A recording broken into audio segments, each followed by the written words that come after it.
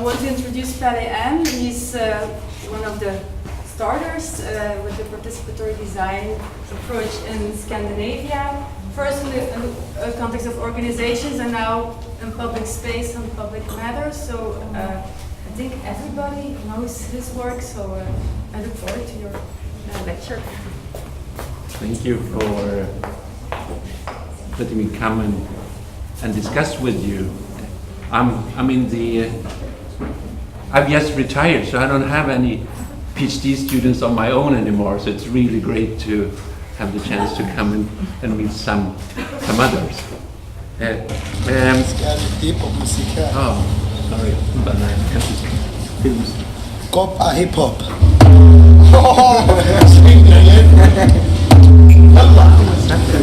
Session.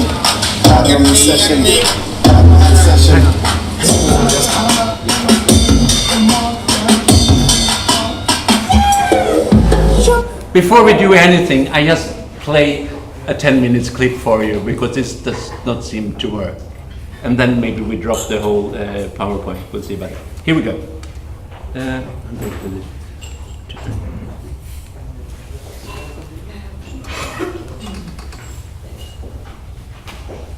So this is the short version without theory on the talk.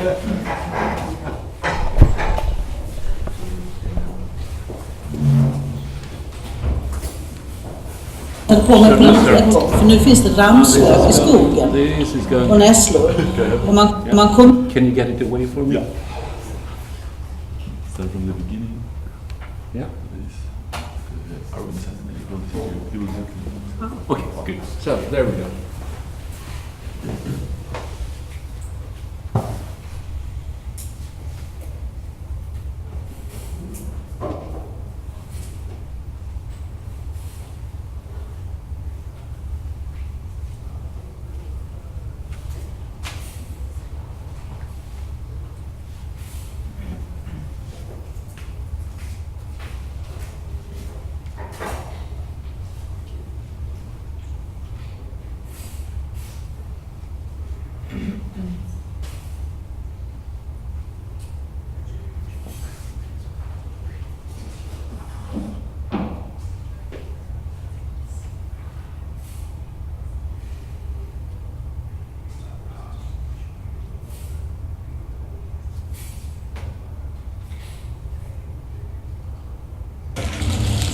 Hiphop-musik här. Skapa hiphop.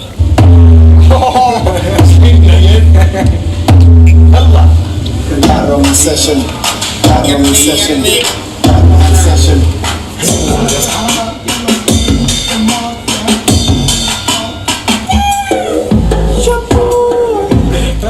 Kom igen nu. Jag hör oss. Leverera.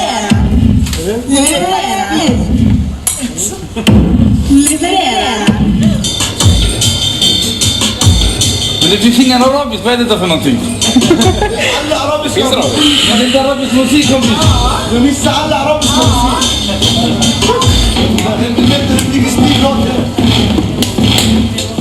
Alla musiker.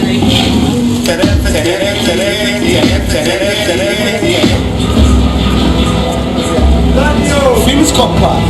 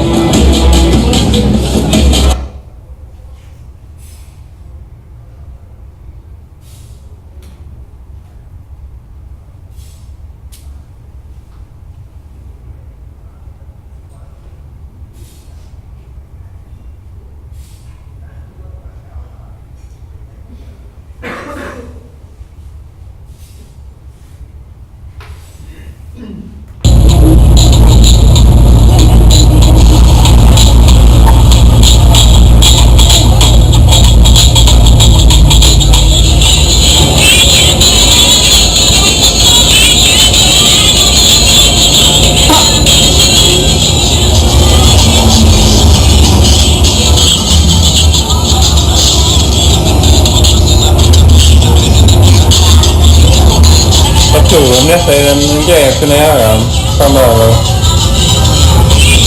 Litar man på det? Så, alltså, jag vet inte. Enligt min mening så har det redan lyckats. Så det... Men litar man på det om det bara kommer upp? Nu berättar jag ju för dig vad det var, men om du bara skulle ta det i telefonen så. Alltså rent så spontant liksom. Så det får ju gärna... Men nu står det en massa sådana här... alltså man databeskrivning. Man var lite rädd om vad det är för någonting. Men man kunde få fram på skärmen. Det här är låg. Gratislåg. Och skickar upp det på disket. Så jag hade nog flest många mappar på det. Och det har varit nyfiken på det.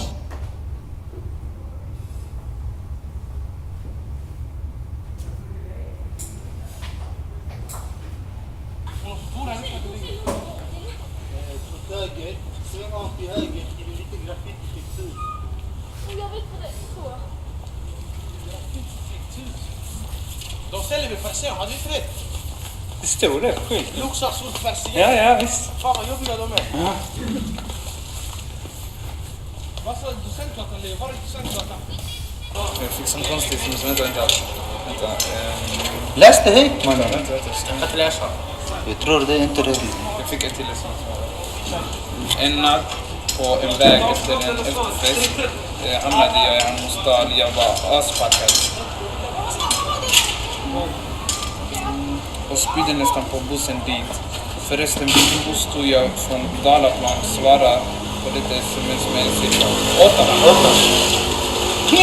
Du vet var det kom från. Vad får du? Vad säger du? Kom det där borta. Kolla, läs sms. Gå ner! Det är ordet. Jag såg på stolpen när jag föll mot marken.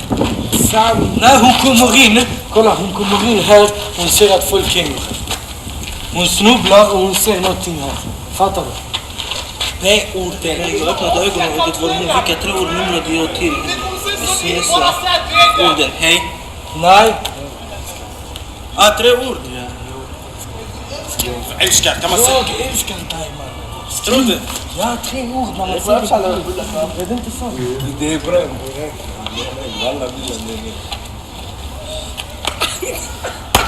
Så sliskar vi.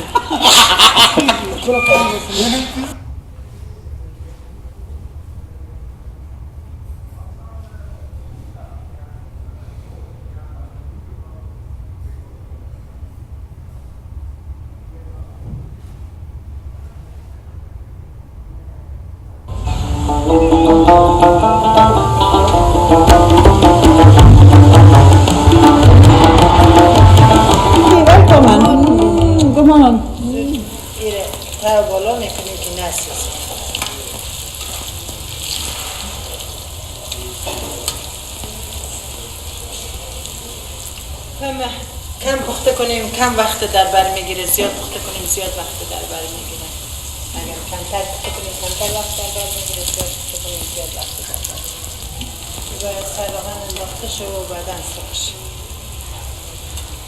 با زود گیره تا بالا میکنیم که نسوزه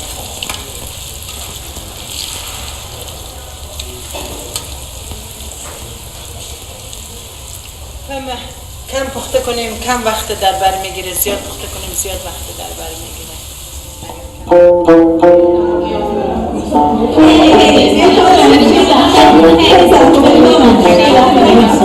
ett halvår sedan ungefär var det väl så träffade jag Herrgårdens kvinnoförening genom Malmö högskola. Och det kan ju hända jättespännande saker när människor som har helt olika idéer och tankar och bakgrund och ramverk möts. Och man är öppen för möjligheter. Och det är därför vi träffas idag, för att se om det finns några idéer både i Herrgårdens kvinnoförening och i nätverket Göran.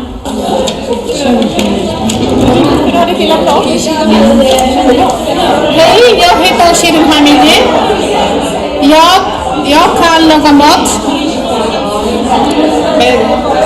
Jag vill jobba på restaurangen.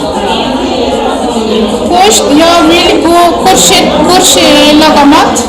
När jag kom hit idag tidigt så pratade jag med Aisha och Gilla och Halina om att jag skulle så gärna vilja att föreningen kom ut och hälsade på mig på landet. För nu finns det ramslök i skogen och nässlor. Och man kom ut till mig Och vi ordnade någon buss eller något. Och så träffades den gruppen där. Hej, välkommen! God morgon! Ja, tack. من بی تو به کجا بروم تو بی من به کجا بروی پروانه به کناری Vem är det? Det är gratis! Det kostar inga pengar! Det är 8 år kom var dit Sverige bara idag jag plockar. Det är mycket glad jag är. För dagarna så det är någon hopp. Alltså det är någon hopp, alltså det betyder att det finns en mål. Alltså när samhället blir beredd för att ta den här målgruppen för att eller använda som resurs. استدارم خیلی دلیلی من مجنون پیشاکی من گل کن دل مرا افشان کن مرا پریشان کن مبادا یک شب در حواسی باشی نبادا روزی مالی کسی باشی اخواینا لیلی دوست دارم خیلی دلیلی من مجنون پیشاکی من گل کن دل مرا افشان کن مرا پریشان کن مبادا یک شب در حواسی باشی نبادا روزی مالی کسی باشی اخواینا لیلی دوست دارم خیلی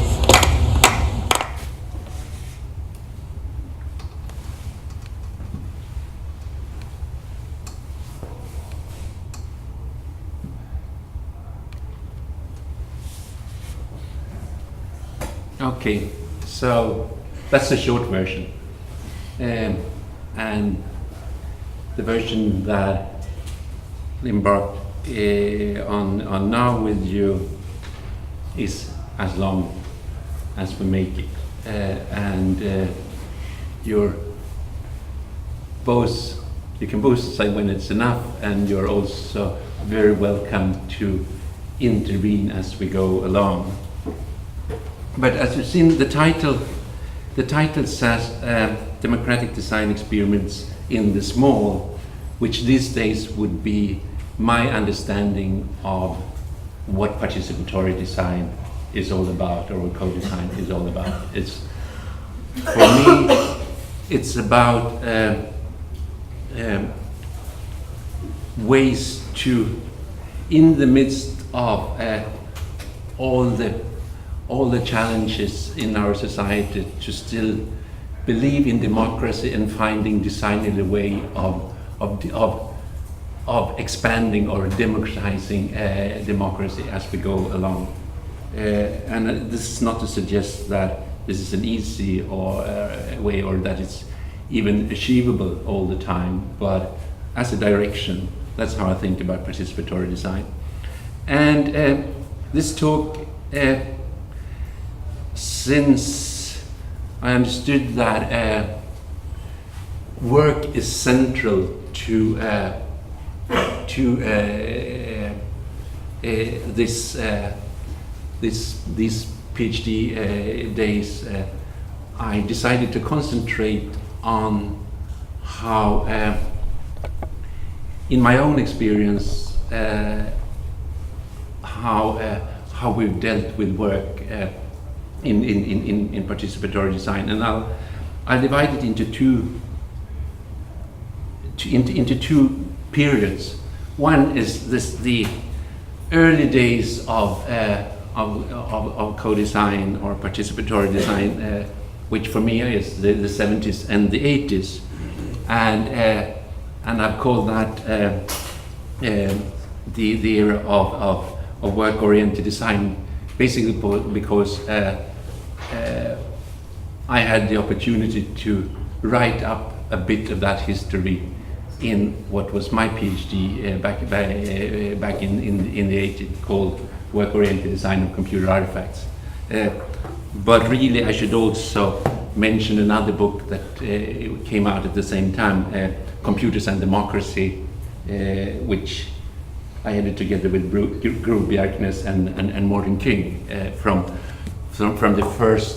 the second decennial Århus Critical Computing Conference. So this is the first area, and I'll divide it in the first area into two pieces. One that has to do with the 70s and what I call the first collective turn of this movement. And then I'll go on to what I'll call the first design turn, which will be the 80s. And then I make a jump to the beginning of this century. So there'll be, of course, have happened a lot in between. And we enter this new millennium and the first 2 decades here, and then I'm dividing them in one that I call the second collective turn, and not really having a name for what's going on now. And the background for all of this, I decided to use it anyway. The background for this is that I've had the opportunity to work in the Scandinavian or Nordic countries since the early 70s. So this is a very subjective story of participatory design or co-design, as it, from the perspective where I've been standing, it evolved within the welfare state of the Scandinavian countries. So the background is a strong welfare state that is maybe going to be better or is maybe withering away. And the question is, do design, participatory design, have a role in anything of this? And it's only lately that I'm been struck by that this whole effort that's been going on now since the early days, since the early 70s in Norway until today, has some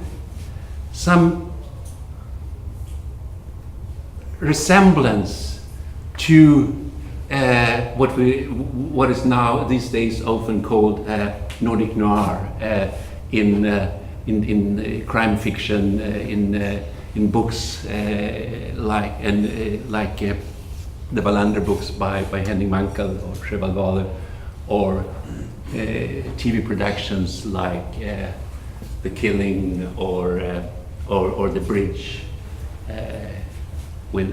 So, for instance, if we take Kurt Wallander, this is Kurt Wallander, or the original actor that played Kurt Wallander in the second round of the Swedish films made about it. And so he lives in a welfare state which is challenged and kind of withering away. Actually, in the first Wallander book, there are. This is set in the 90s, and we have a big inflow of immigrants coming, just as we have today. And the book is called Murder Without a Face, and it's one key element is the burning of refugee camps, which we have almost 30 now, I think, in Sweden for the last month. So they are being burned down before people move in there. So it's in a way it's a very similar situation to that. Actually, but at that time there were also fires where people actually lived in the house. So it's and at the same time, the life of Kurt Wallander is, he's been divorced, and it's not that gloomy. It's actually, and the landscape is it's in the south of Sweden. If you've seen any of the films or read the books, again, it's a gloomy landscape. This is really how it is most of the time. But what these protagonists do, it seems in all of this series, is that, okay, here is this withering welfare state, but they believe in something still. There must, so Kurt Wallander, he would say, we must stand up for democracy. Even if everything seems kind of hopeless, there's still a hope. There's something we need, something just has to be done. And we have to stand up for this. And I'm thinking that Scandinavian participatory design that I will talk about is more akin to this than maybe to, I mean, usually this kind of Nordic noir has nothing to do with, say, design noir as we know it, and that kind of critical design. This is much more about how to deal with the welfare state and questions of democracy and participation. It's maybe not, one would maybe expect that it should have a lot to do with Scandinavian design as we know it from the 40s and the 50s, with, I mean,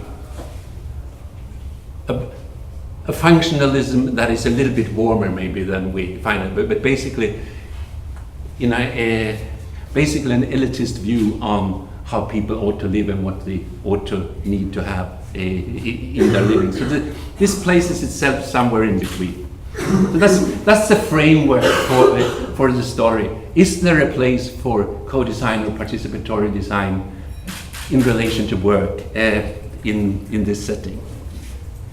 And what I've chosen to do is to tell you a few stories just from these different times. And I wanted to start with what I call the first collective turn. That is in the early 70s, and the starting point is in Norway, not in Sweden, not in Denmark, not in Finland. It's the Norwegian metal workers, and some of you have heard this story before, but I can maybe give some stories that you haven't heard. And so basically, the Norwegian Metal Workers Union asked the Norwegian Computing Center to help them to find out about this new thing that is entering the workplace, this new thing called computer. What should we do with this thing? It's often called planning and control systems. So what should the response to be to this? Is this some kind of automation? Will we lose our jobs? Will jobs be de-skilled, or what will happen? We don't know. And so a report was written that stated, I don't know exactly what it stated, but as the story goes, at least, it was sent to the Norwegian Metal Workers Union, it ended up in the shelf, and it stayed there. Period. As many other of the research reports that we do. And that was not what the Norwegian Metal Workers Union thought that they needed. So they went back to the Norwegian Computing Center asking for something that is more actionable. Something that, so they had to come up with a new strategy. Kristen Nygaard, who some of you might have heard of as one of the fathers of object-oriented programming, he was also very engaged in this because his children and his wife were left-wing and very active. He was still kind of liberal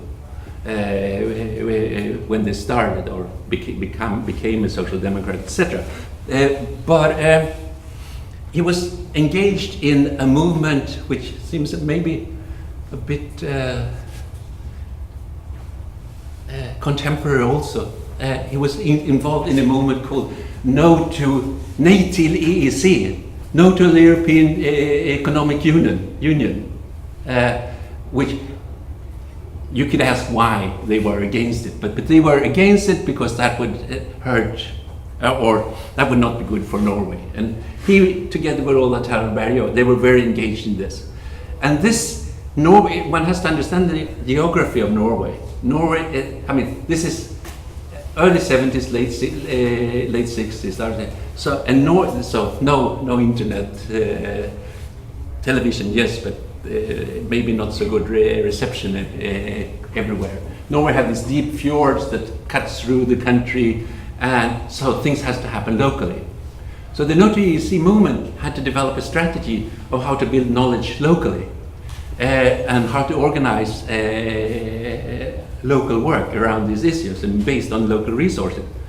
So without better ideas, they took that strategy and put it into the trade union and say, okay, this could be done as local organizing work where you explore the issues that are ahead of you and try to link that to bigger issues. And so that's what they did. They started to form groups at different companies. One was Norsk Hydro, another company was Kongsberg's weapon factory, strange place for democratization, but that's and started to form these local groups with people working at those factories, and the strategy and the union developed a general strategy in support of this, and then went into legislation, etc. So that's kind of the core story I think of. So it has to do with the geography of Norway and how people can organize in a country where you have to work locally. That's part of it, and then it spreads to the other Scandinavian countries, and for me, I had Christian as mentor, basically. So I learned a lot from him, and we wanted to do something similar in Sweden, but we were Marxists. Christian was crypto something, very different times, and we had read our Paulo Freire, we had read our Capital, but we also read our Paulo Freire, which is a kind of, for those of you who don't know, Paulo Freire was a socialist liberation theologist. I think we should describe him as working with alphabetization in Latin America, especially in Brazil, but also many other places. And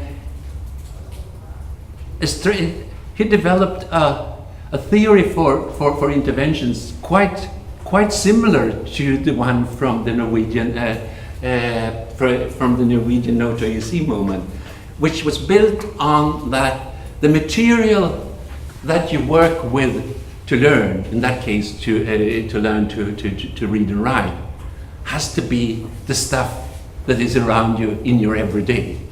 The stories, the materials, and out of that you could build up something that also goes beyond and a consciousness that makes also broader actions than the local action possible. So trying to match these two, and a third influence should probably also be mentioned. Some of you have probably come around the work of Robert Jung. Yes. So Robert Jung, as a scientist and planner, had the idea that rational planning, it must be possible to make it as accessible for everyday people, and to find a format where you can plan, where you can still do rational planning, but more participatory and more democratic. That was the idea. So he invented, for instance, the future workshops, which would mean that you find ways to criticize, people locally find ways to criticize a situation, maybe a new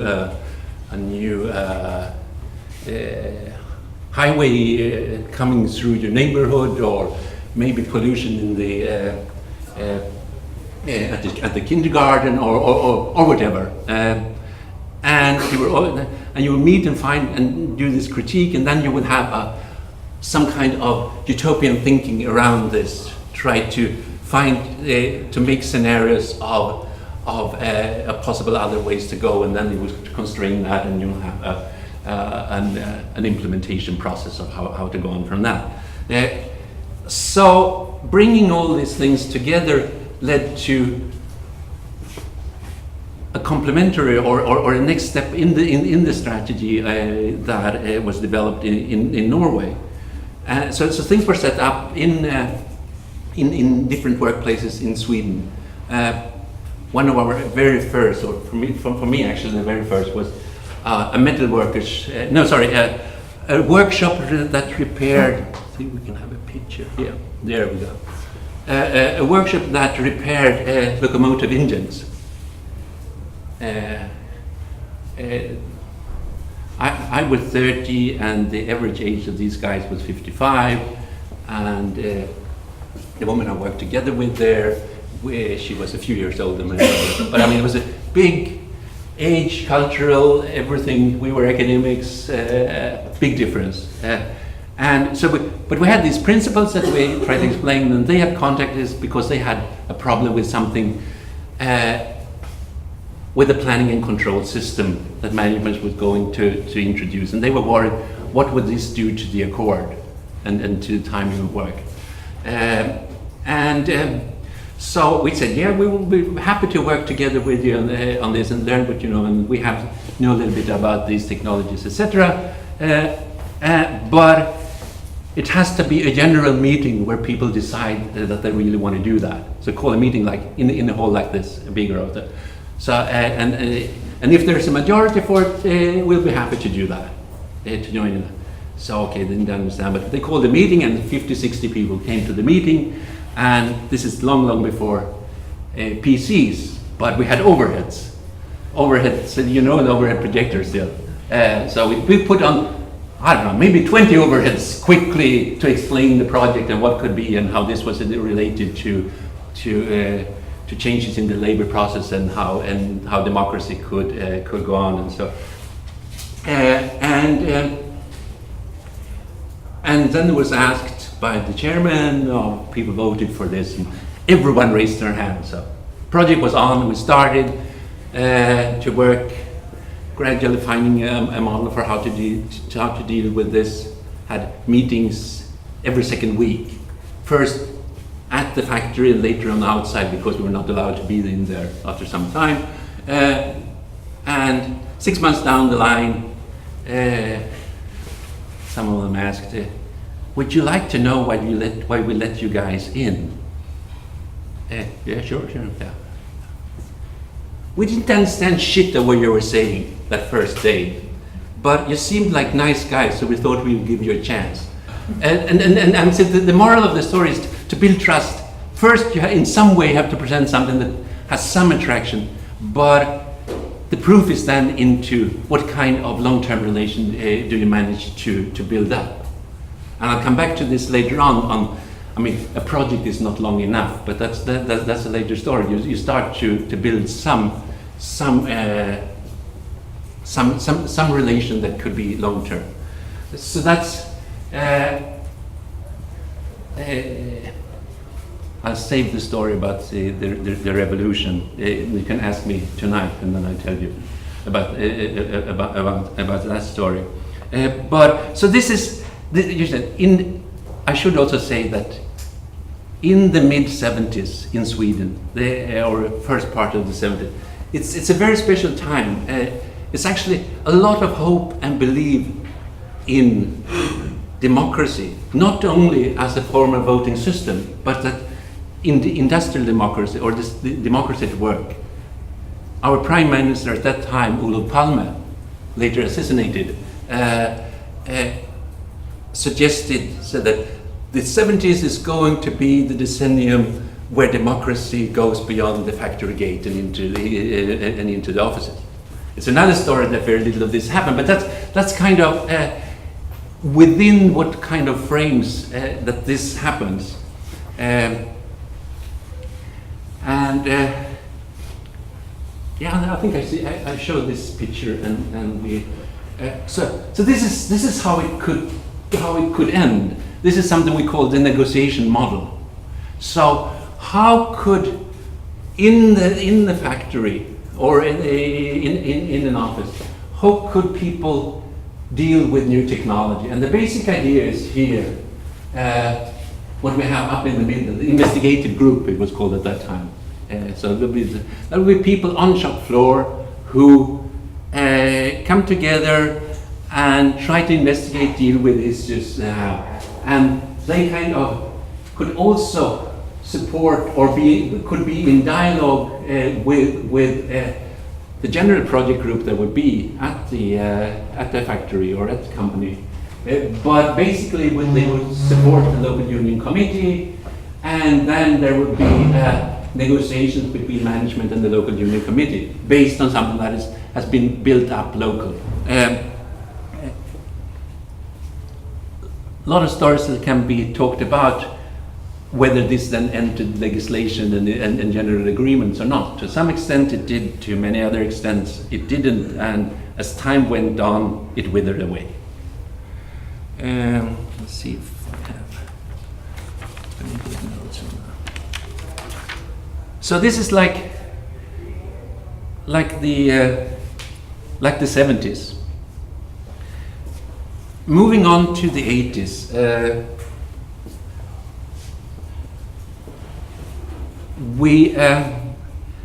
the question was raised that okay, maybe it's good that we can have agreements and new forms of practices of how to deal with the introduction of new technology and change work organization at the workplace.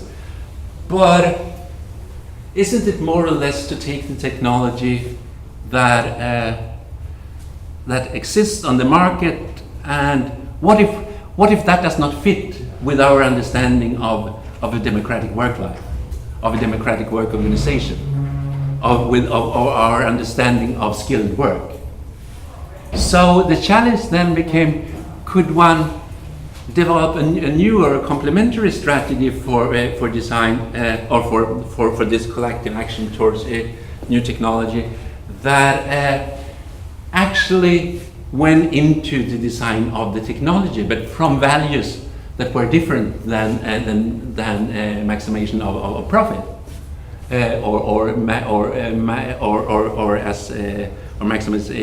maximization of rationalisation. And the idea came up in a project with the printers union in Sweden, Norway, Denmark, and Finland. So they said that, okay, we've seen what happened in the US with at the Washington Post, that strikes did not work, even if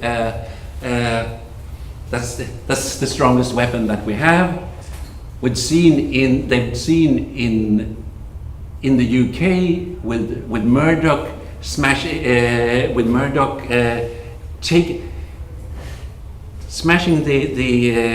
the printers union, firing everyone, setting up a new unit in Wapping outside London, and employing electricians. So it was pretty scary situation. And so how should, and you say this when we are in the beginning of the 80s, it's a second wave of new technology coming into the newspapers. They've already got the photo setting machine, which prints on really expensive $200,000 machine that prints on photo paper the page that comes out, and they also have the teletypes. But now there's the rumors of something that maybe could automate this whole process and will all be done on a computer screen.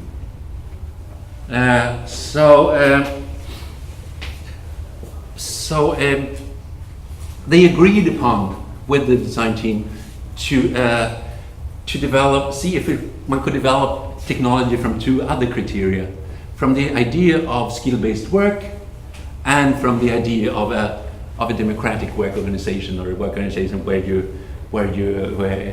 where you share the resources. And this project then came on. It in a way did the similar mistake as the Norwegian Metalworkers Union project, in the sense that the technicians and the computer scientists and the systems developers would make nice blue charts of the future system, and they would agree or not agree to these, and they would be very positive because they were kind of their experts doing this.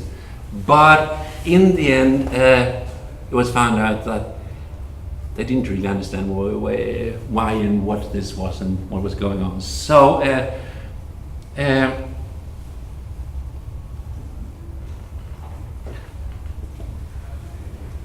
we started to say, were there other ways? Were there other inspirations? And at that time, this is the reason I call this the first design turn in Scandinavian PD is because before this there had been architects, but no industrial designers involved. But in this project there was a group of industrial designers from a Swedish company that today is called Verde, and at that time was called the Ergonomic Design Group. And we collaborated with them on a very specific task, on making mices for the computer, for this new computer, because making mock-ups of mices. Let's see if I have a picture of a mock-up of some mices. Yeah, there we go. So, because to discuss what this new thing is, how could one get hands-on in the field for what this is? And so we started to play with in our lab to discuss these mouses, and more importantly, we started to use different kinds of mock-ups and started to work with different kinds of engaging games and props in this process, and it worked out quite well. So, and to my knowing, in the field of participatory design, or this was quite unique. It's not, I mean, it had happened to some extent in urban planning and to some extent maybe in other fields, but what later on has become a key element of participatory design, to work with mock-ups, prototypes, games, etc., was born accidentally, at least in this case. So that's why I've called it the first design turn, or the participatory designer as an accidental designer. Well, this whole project went on. I won't go into any many details about it, but it was implemented in the full system was implemented in 2 newspapers, Aftonbladet in Sweden and Helsingin Sanomat in Finland. So it's great success in that way, but it was based on a much too expensive technology. This is in '84, the 128K Mac came out. Before that was ELIZA and other things, but a technology that very soon should show that you can actually you can implement many of these specifications on a much cheaper on much cheaper technology, and that's what happened basically. So there were no more TIP systems produced, and we can have long discussions also about what are the possibilities for small countries to have a say on the market. Because, for instance, even if it had been a big success, the Nordic newspapers as a market was to a US vendor a completely insignificant market. So now we make a big jump. So we've had the 70s and the 80s, and what I've suggested is basically also has been summed in work-oriented design of computer artifacts, and we skip almost 20 years and go to the turn of the century, and this time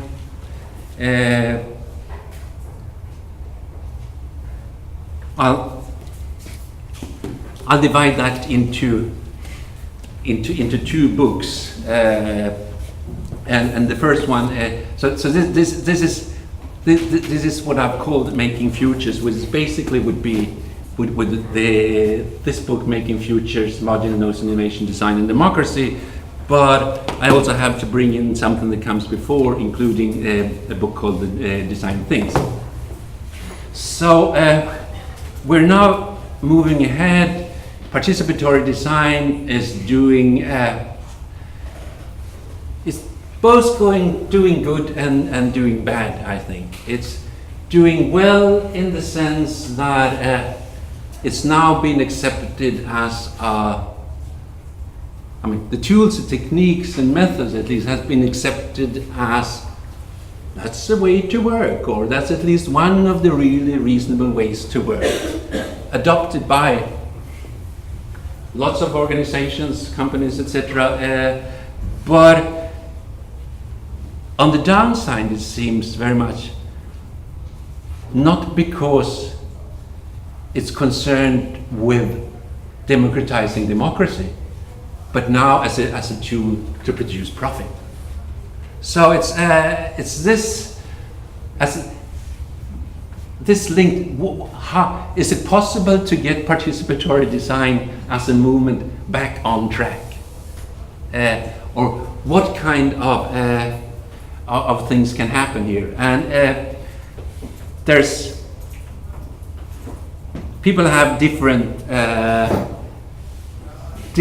inspirations here. I think that for someone like me, at least, or I also think for someone like Carl, the discourse in a completely other field, in science and technology studies, made a lot of sense to start to rethink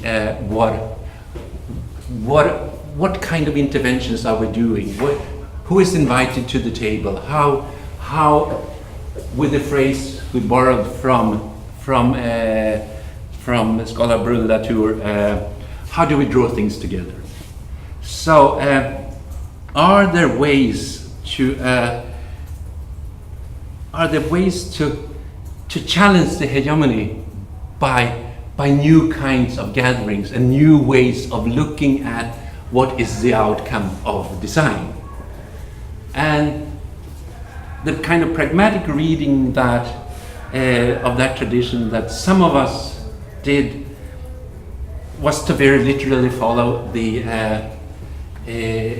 instruction to go back to the thing, to see if to follow the etymological or the early understanding of the thing, not as a detached object, but as an assembly of actors gathered to deal with objects of concern, with issues with issues that matter. So, what if, and this fits participatory design quite well. What we are engaged with are these social material gatherings, and there are questions of how to draw them together. How can we look at this? And a lot of different theoretical threads and movements are involved in this. With Carl here, we mentioned adversarial design.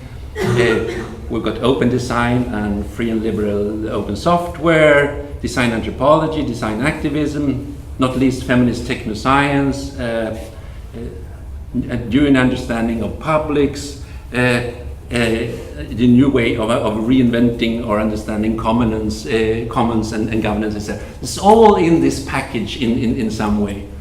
And the way into it for us was having a project with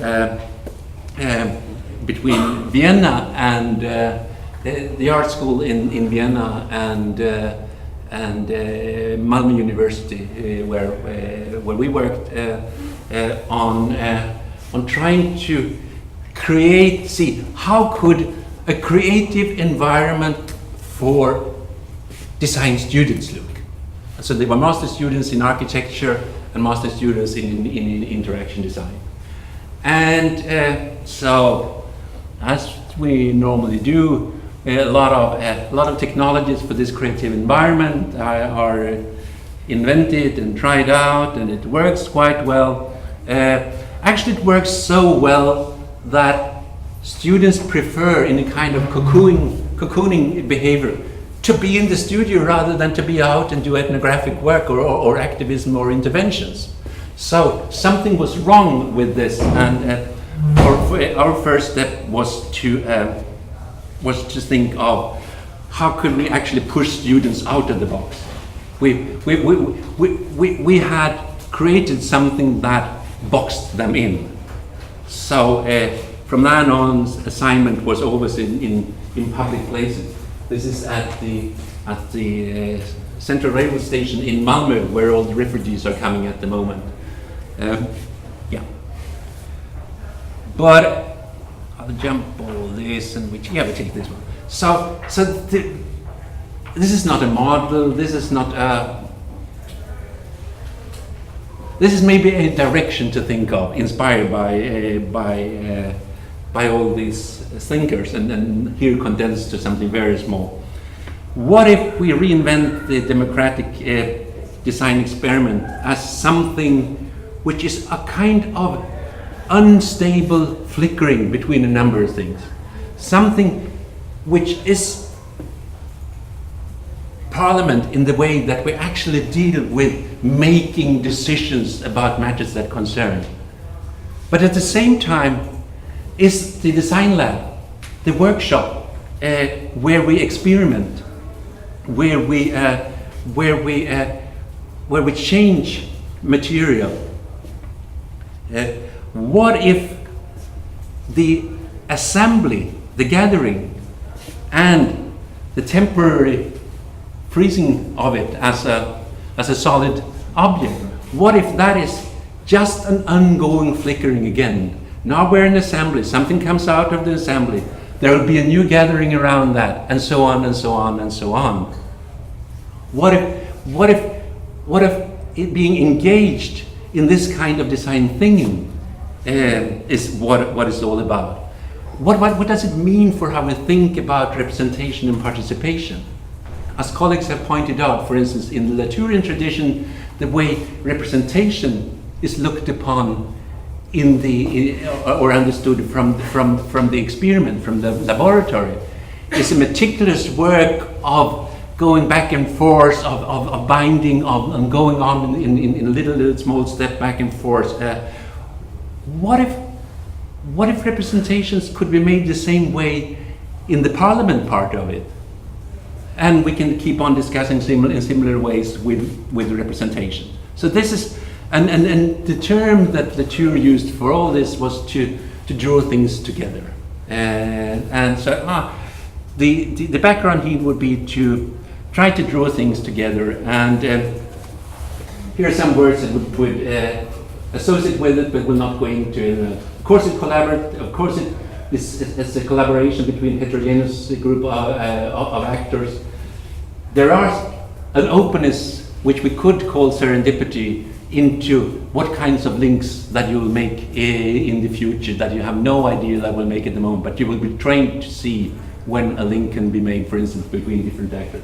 And since you have had Chantal Mouffe here last year, I understood we'd more and more try to see this and understand this as an agonistic space. That is a space where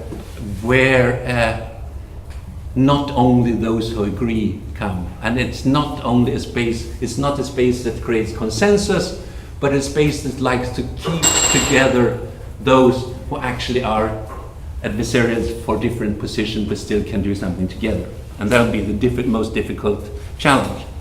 So let's move us to the last part, and then making futures. So now, so here's an example of, here's our basic example of how we're working with this design thinking. in Malmö, and most of the examples in this Making Futures book come from.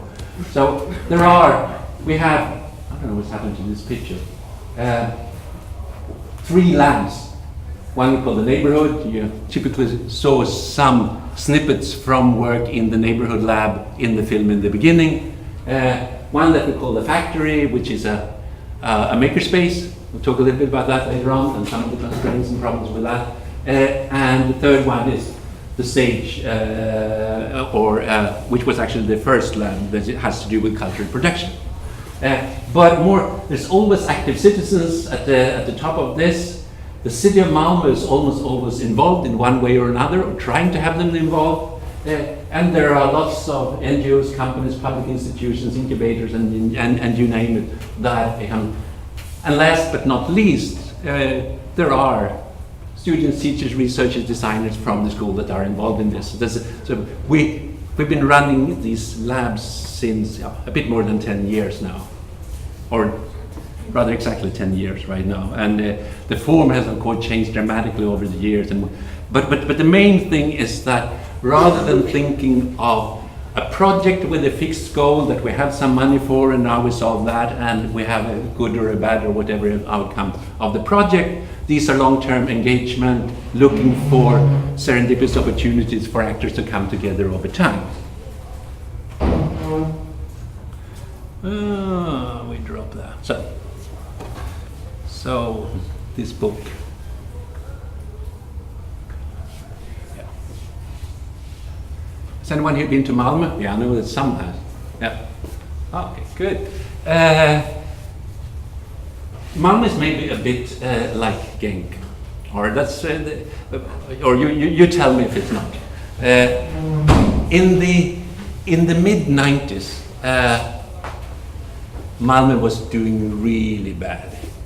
We had a shipyard, big shipyard, one of the biggest in Sweden, and I think a real big one in Europe, closing down. We'd had a lot of textile industry, all that closed down. We didn't have Ford, but Saab decided to build a big factory down at the harbor area and got the land for €1. They would never produce a car there. And so on. There's a blooming cultural life, but that's another side. So it's a town which is, unemployment is very high, and this is before the big immigration movement starts. We had some really interesting immigration earlier on, but it's before that really, it's before the crisis in ex-Yugoslavia and what came after that. So at that time, people were quoted to say, or there was even a campaign saying that "Har sett Malmö, har sett världen," which basically translated means if you've seen Malmö, you've seen the rest of the world. Said in a very colloquial language, very cocky attitude towards that. And of course it's ironical, but there's still something. And from that time, something very different has happened with Malmö. We had we had a lot of refugees coming in, and we had a famous architect doing a signpost for Malmö. We had the bridge, which we talked about, the bridge in the Bridge Nordic Noir film, making Sweden part of the continent. And last but not least, maybe there was a new university set up. There is a university 17 or 20 kilometers away in Lund, where I was a professor at that. But students did not go from, when they were ready, from Lund to Malmö. So, and the problems and the challenges of Malmö was not really part of what that university wanted to deal with. And I know because I was there, it was very difficult to do anything that was not very standardized in terms of keeping to your discipline, etc.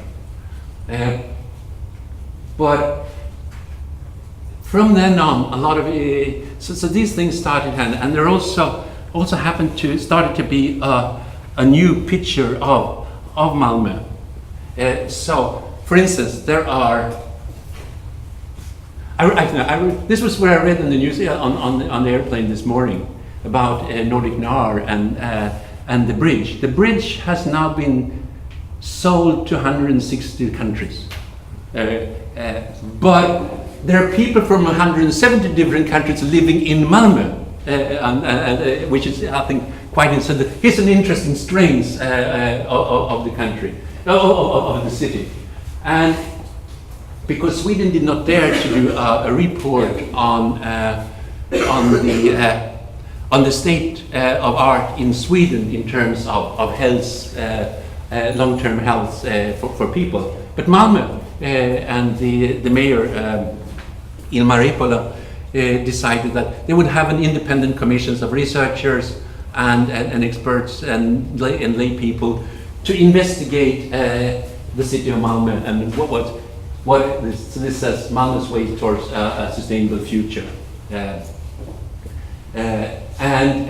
So what do they find? They find a thriving multicultural city. You know, I mean, I saw that you have the whole harbor is now the harbor for the creative class.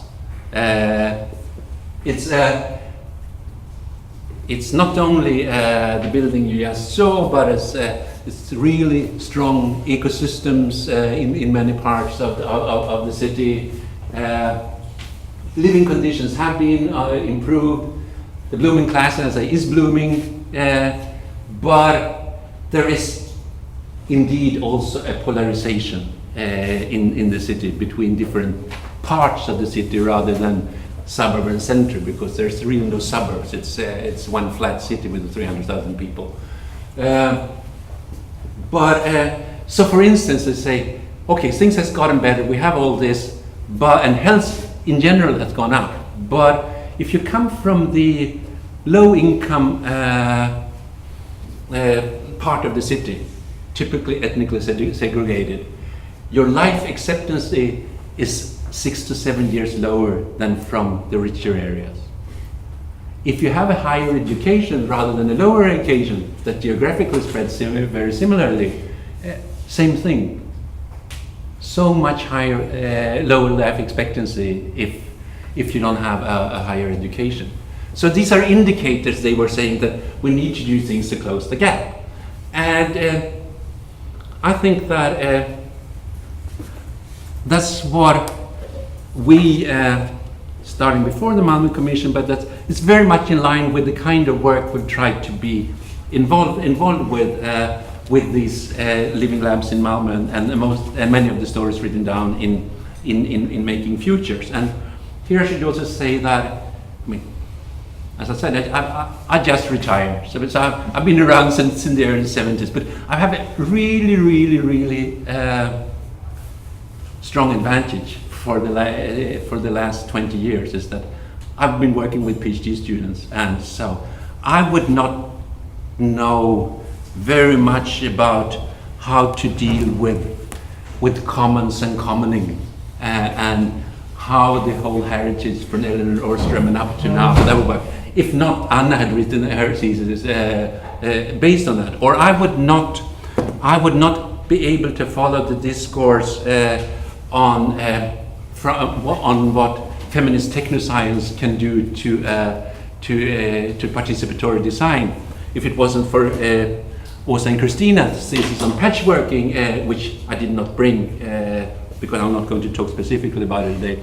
And I would not at all be as informed about collapse informatics and an understanding of sustainability and what might really be needed and what design could do when it comes to sustainability. But all these elements are part of the kind of work that we're doing. So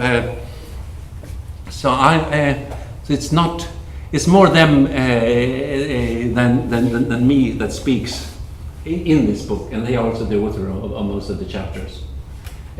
We decided to look at, and I mean this is not a very strong theoretical account, but some of it has to do with, are there ways to open up production as you're doing with the other market, and will that work, or what are the challenges that we have with that kind of spaces? Or could, if as it seems, everyday life is much more involved in the production than it used to be? Are there ways to open production that is not just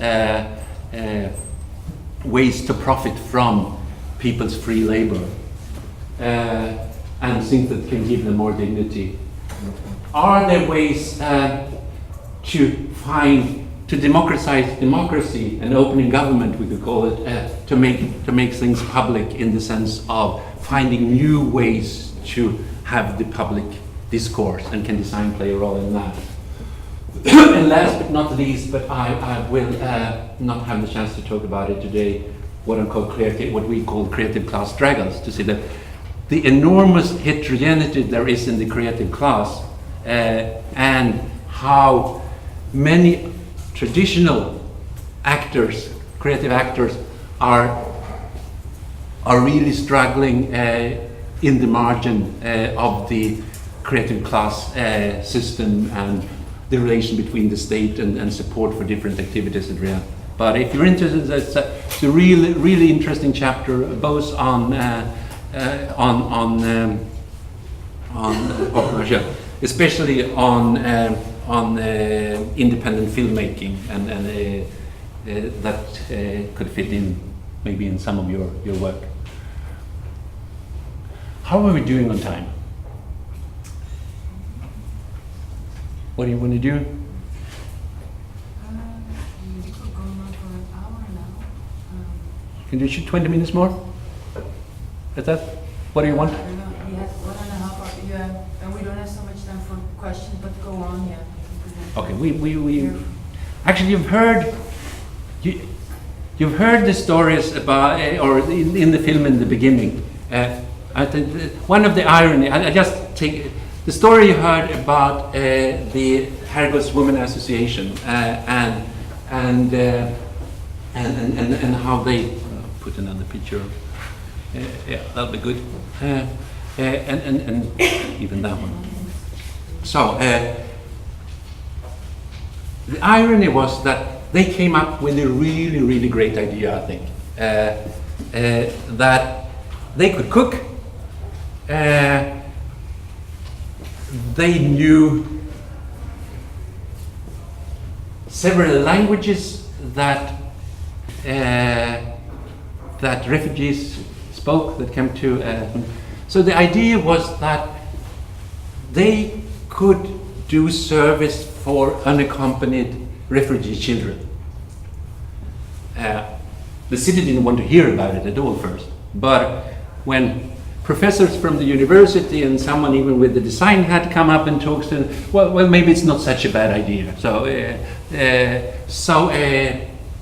they start to, and then it turns out that none of the city's living spaces want to be engaged in this. But there was a private,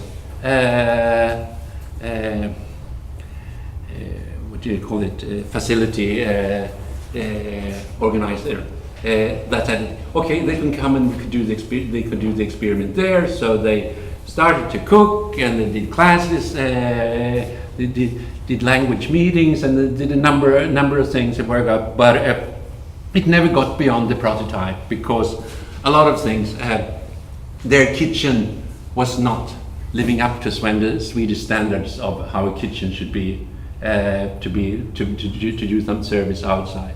Their business model did not have a company. They were an NGO that worked with. They did not fit with, and so on. So in the end, it died, and then something else came up. It's always something else that comes up, and I find that really interesting. But it's kind of an irony to look at that and compare to the situation in Malmö today. You know, in Sweden, there are 190,000 people coming to Sweden this year as immigrants, refugees. So system is collapsing, and it's a really big group of them are unaccompanied children, aged 16 to 20. And I mean, this is the prototype of a kind of service, I think, that could really work in a situation like this. I don't know exactly what's happening right now. Excuse me, I think I did not completely understand what mix of people did you bring together? Like, I understand the young, very young refugees together with businesswomen. No, okay. So the business women. So here was big mistake, but that's how it is. We thought in our design team group that.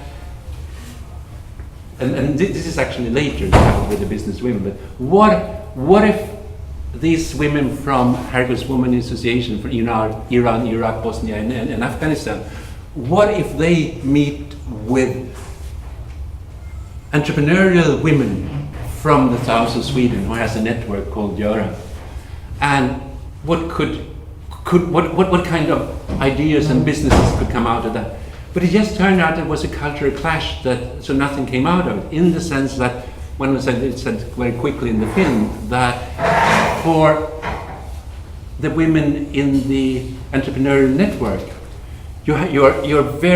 success criteria is very much to set up your business and have access, and it's you that own the business, it's an individual thing, and you have success with your business plan and your business goals for that. Whereas for the women in the NGO, they did not want to divide or say, you four work on the kitchen and you work on that. They did not want to do it like that. So it was just no communication that was possible. So, but this actually happened after the refusal of the prototype for refugee for working with unaccompanied refugee children. Does that make sense? Okay. But yeah. And since we are in the makerspace, I would have liked to talk about a lot of makerspace, but I think what I do is instead, since we're really running out of time, and you can ask questions about how easy is it to set up a makerspace and how sustainable is it.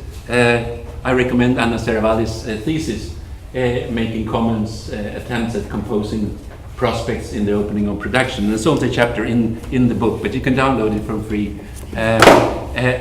But so instead, I think with this, I mention. There's a lot of stories on the commons that I would like to speak about. And we have a lot of failures with it. But this summer, I told you that this book was the kind of proceedings from the second decennial Aarhus conference on critical computing, and this year was the fifth, and it was also my fifth critical computing conference in Aarhus. And there was a paper on makerspaces or maker culture from Shenzhen in China. You know, this maker by Sonja Lindner. And it was, I was wondering what kind of story will be told here. And it was a shocking story. So basically it seems like Arduino, open hardware, making, yes, we use all this, and there is an infrastructure in society, in this city, that supports all this, to be entrepreneurial with this. But what it's all about is to be rich enough to have a Ferrari and etc., etc. So that's one thing. So it's open culture with that, and to be rich. But the most shocking part I found was that all this open culture, open production, did not at all relate to the very production of the stuff. That was still the meanest kind of division of labor and working conditions you could ever think about. So, with that sad story, I think I'll finish this talk not to say that it's not worse to set up maker spaces, design labs, etc. On the contrary, but also not to be naive about in what kind of context do we do this and what kind of play do we play. Same thing as in the 70s. What's the game that this is about, and what are the counter forces? Basically, I mean, I'm still a Marxist in the sense that I think that the labor process is a way, I mean, where we produce, make stuff.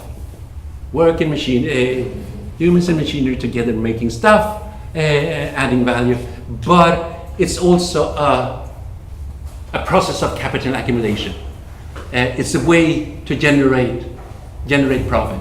And the old Marxist in me would say that the process of accumulating capital is the one that's dominating over the other. So there will be a struggle. There will always be a struggle about this. A struggle like in the 70s between what kind of trade union have on how technology will not intensify work. What kind of input could there be, influence could there be on the kind of working tools that are produced? Could there be such that make skills redundant, or could there be skill enhancing, etc.? And the same thing today. And I think that maybe you rather than I will have to come up with where are the frontiers in the kind of things that's happening today. Because in many ways, I think that if I mean, the computer was really important to the early participatory design in the 70s and the 80s, and the question of control.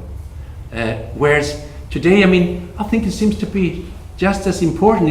We don't all deal with it, but I mean, the internet and what's the role of internet within a new culture of not only neoliberalism but also new public management, etc. And I was quite struck by the other week I read Jonathan Franzen's new book, Purity. I don't know if anyone has come across it yet, but it has a very interesting story of making the internet more and more look like the Stasi system that they had in Eastern Germany. So and looking at the kind of control mechanisms and the kind of characters it fosters. I don't know if that's a sad place to end, but I wanted to end with hope. But we'll come back to that if there is a discussion. Okay, thank you.